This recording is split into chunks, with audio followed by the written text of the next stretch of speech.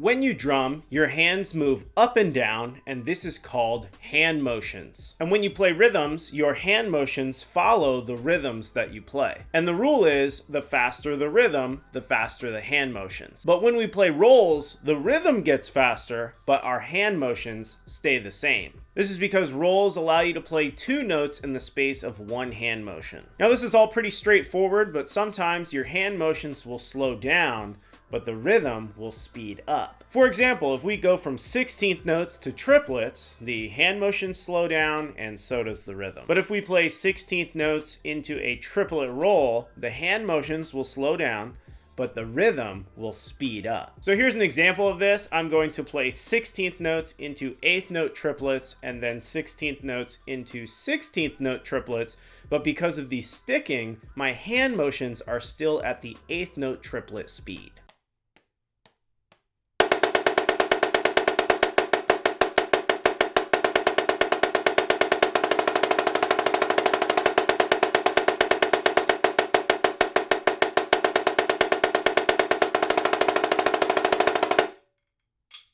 Sometimes beginning players get confused by this because you hear the rhythms get faster in the roll and it's more exciting, but actually you need to lay back and make sure that you are playing the check pattern or skeleton underneath the roll to maintain the tempo of the rhythms in the roll. Hope this helps. Tag a friend in the comments who you think could use this tip and keep practicing. Peace.